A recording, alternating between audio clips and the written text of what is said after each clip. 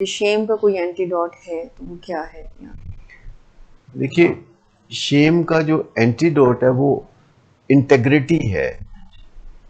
جسے آنیسٹی اور انٹیگریٹی کہتے ہیں، یہ شیم کا اینٹیڈوٹ ہے.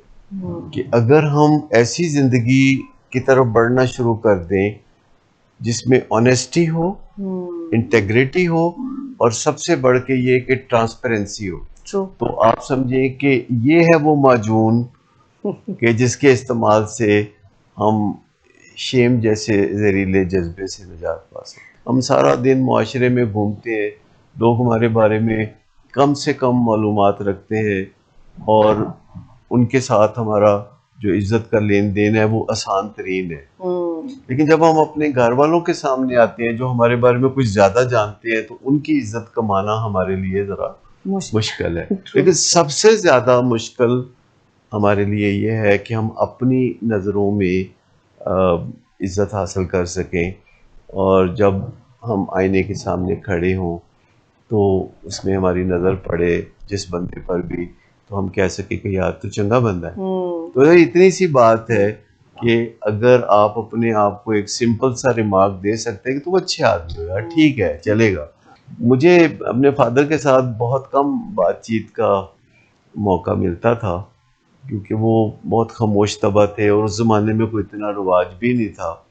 تو کبھی بھی میری کامیابیوں پہ انہوں نے کوئی خاص تبصرہ زندگی بھر کبھی نہیں کیا، اور مجھے پتہ ہی نہیں تھا کہ وہ تعریف بھی کر سکتے ہیں. اللہ نے بہت کامیابیاں دی پر وہ کبھی نہیں انہوں نے کچھ کہا.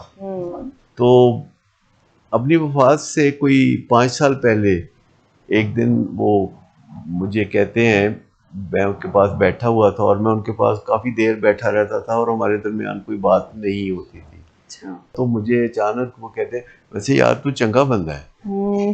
تو میں اس کے کہنے لگا کہ ابا جی آپ کو کیسے پتا چلا؟ تو کہتے ہیں بس محسوس ہوا میں نے. تو یہ بیسٹ کمپلیمنٹ تھا زندگی کا، اور ابھی بھی میں جب اس کو یاد کرتا ہوں تو میں کہتا اچھا چلو یہ بھی بہت اچھی بات ہے کہ انہوں نے اس دنیا میں جانے سے پہلے مجھے ایک کمپلیمنٹ دیا، کہ جو میرے لیے ایک بہت بڑا یاد رہنے والا تحفہ ہے. اس سے کوئی فرق نہیں پڑتا کہ آپ نے ابھی تک کوئی کامیابی حاصل کی ہے کہ نہیں کی. فرق اس سے پڑتا ہے کہ آپ کی ڈائریکشن صحیح ہے، آپ کا قبلہ صحیح ہے. اگر آپ صحیح جانب چل پڑے ہیں اور ابھی آپ کو تھوڑی بھی کامیابی ملی ہے تو آگے چل کے زیادہ کامیابی مل جائے گی. لیکن اگر آپ کی ڈائریکشن صحیح نہیں تو پھر آپ تیز تیز چلنے لگو گے تو منزل سے اور دور ہو جاؤ گے.